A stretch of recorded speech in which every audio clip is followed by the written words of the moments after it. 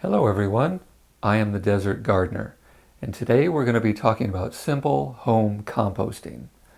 So I've got my tea, let's talk about that.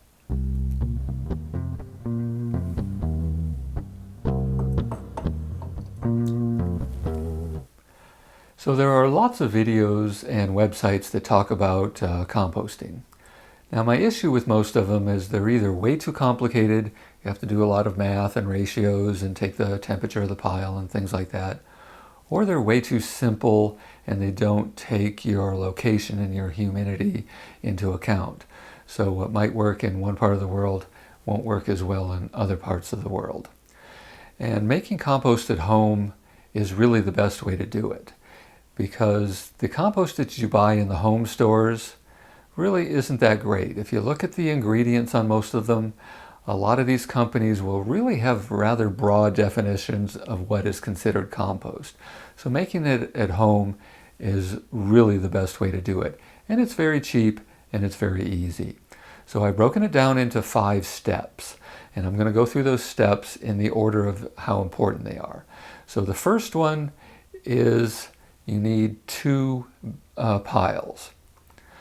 And the reason for this is if you're adding compostable material to one pile, you're not going to be able to remove any finished compost from that same pile because it's never going to be totally done. And if you just let it sit and do nothing with it, then you have material that you don't know what to do with. So you need to have one pile that you're adding to and a second pile that you just let sit. And then most people, they only need compost every spring.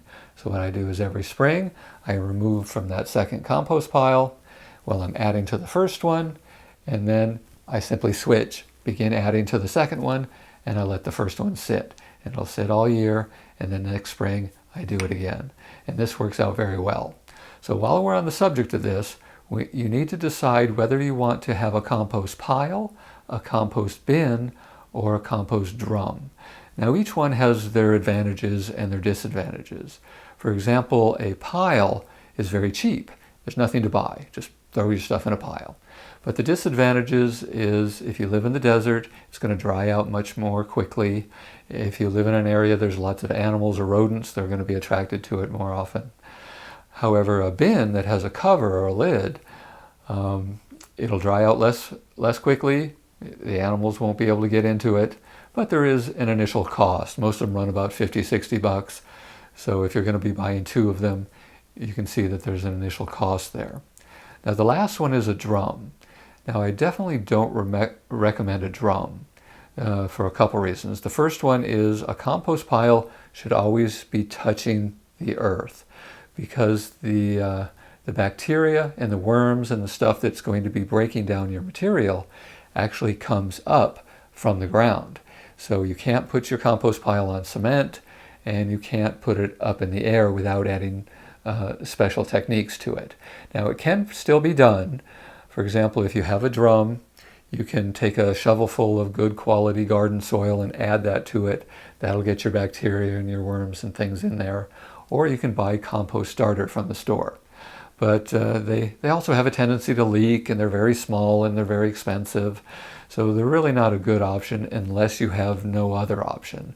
For example, you live in an apartment, everything's paved, and you simply have no available ground to put a pile.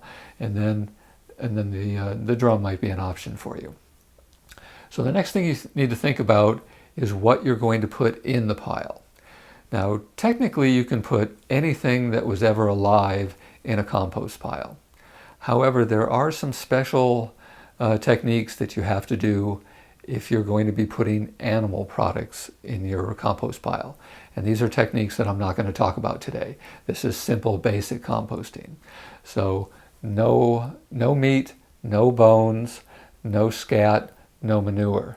No animal products of any kind, with the exception of eggshells. Eggshells are fine, but leave the animal products out for now. Stick with vegetable and plant products for now. Now you should also avoid walnuts. Walnuts have a chemical that can kill some plants, so you want to avoid that. And you also want to avoid fruit nuts. So things like avocado pits or peach pits, things like that. They just take way too long to break down, many years. So it's best to leave them out of this type of pile. However, you do need to keep a very general idea of what you're putting in the pile. So down below in the description, I have a list of some common things people will put in a compost pile. So take a quick look at it now, and you're going to see that there's two numbers after each item. The first number is the carbon, and the second number is the nitrogen. Now, ideally, you want to have a 30-to-1 carbon to nitrogen ratio. If you do, your compost is going to break down more quickly. However, with this method, where we're taking a full year, it's not too terribly important, but having a good general idea of what those ratios are, it can be very helpful. So for example, if you're adding a lot of just vegetable and kitchen scraps, that is about 15-to-1 or 25-to-1. So you can tell that you're a little bit low on carbon. So that's easy. You're just going to need to add some woody products. So leaves, shredded newspaper, cardboard, wood chips, things like that. What I like to do is if I'm adding a lot of kitchen scraps, what I'll do is I'll shred up some junk mail, I'll shred up a cardboard box. I also like to put those little cardboard tubes that are at the end of toilet paper rolls. They're made out of cardboard, and they have a little opening, which is perfect. It holds water, it holds oxygen, things like that. It can be very helpful, so throw those in there as well. However, if you find yourself adding a lot of leaves, a lot of woody products, and you don't have access to a lot of kitchen and vegetable scraps, you're going to have to add those as well. Now, the easiest thing to do is just add grass clippings. However, if you live someplace where you don't have a lawn and you don't have any access to grass clippings, the second best thing is coffee grounds. Now, even if you don't drink coffee, you can get coffee grounds for free. Just call up any Starbucks, tell them that you're interested in signing up for their Grounds for Gardens program. You give them your name. It's best to call them early in the day, because they need about 4 to 6 hours to gather up all that material for you. And you come back late. You come there later in the day, and they'll give you a big bag of used coffee grounds. And you can dump this in your compost pile, and it's very high in nitrogen, so you can offset your pile if you're adding a lot of high carbon items, a lot of woody products. So that's very free, cheap, and easy to do. So the next thing we need to think about is water. Compost piles must have water for things to break down. Now this is going to depend a lot on your humidity and your rainfall and things like that. So you'll have to decide for yourself how frequently you're going to add water. And the best way to do that is just stick your hand in there and feel it. If it's dry, add water. If it's moist, you're probably good. If it's wet, then you've probably added too much and you need to let it dry a bit. So grab a hold of a bit of it and squeeze. If water runs out, you definitely have way too much, and let it dry out before adding any more.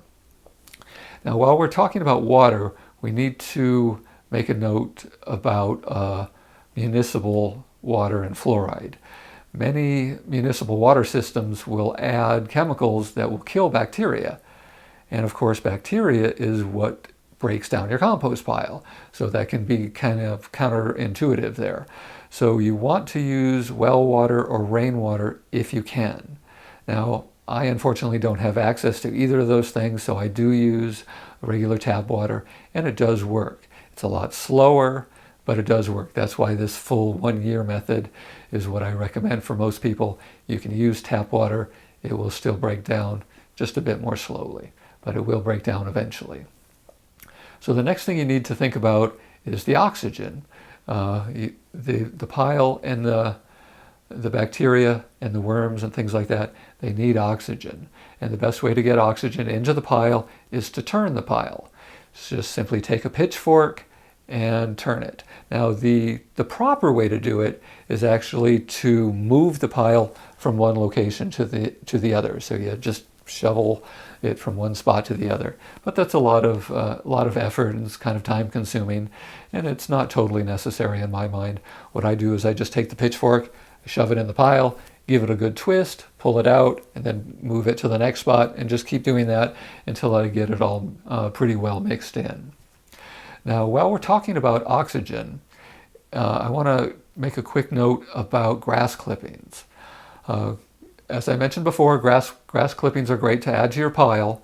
However, because grass clippings are very thin and oftentimes very moist, you should never just throw a big pile of it right on top of your pile. Because what happens is it'll begin to mat, and this creates an anaerobic environment. And it's a fancy word for there's no oxygen. And if there's no oxygen, it's going to kill your bacteria, it's going to kill your worms, and things will stop breaking down. So whenever you add grass clippings to your pile, make sure to grab your pitchfork and work it in really good. You need to mix it up really good. Now, the last thing I wanted to talk about is the size. Now, a lot of other folks will say you need to cut up the material you put in your compost really small. And that is helpful. The smaller the pieces are, the more quickly it's going to break down. However, with this method here, where we're giving the pile a full year to break down, size isn't too terribly important. I almost never cut up anything. I throw whole fruits and vegetables in the pile all the time. At the end of the year, they've broken down just fine. The next thing is weeds. Many folks will say never put weeds in your compost pile. The idea here is if that weed has any viable seeds in it, when you then add the compost to your garden, you're going to be essentially planting weeds. Now, for the most part, when your pile is composting, it heats up, and it should kill most of the seeds or the weed seeds and stuff that get in there, but not everything. So I would pay attention to what sort of weeds you're putting in there. For example, I would never put anything that was very invasive, like crabgrass or Bermuda grass. This stuff is just too hard to get rid of, and I would never put that in a compost pile. However, something like dandelions or something like that, really no big deal. They're not terribly invasive, not a big problem. So I really wouldn't worry about that one way or the other. They're fine, they'll break down, and they'll provide just as much nutrients as anything else. So that's pretty much everything. If you do this, you're going to have a pretty much endless supply of compost every spring. I have more than I need. I fill all my pepper containers with compost every year, and it's been working out very well for me. So hopefully you got something out of this. If you did, please like and subscribe. And my next video is going to be a long video on tips for growing tomatoes and peppers. I'm going to go through my garden and I'm going to tell you everything I did wrong and everything I did right this year.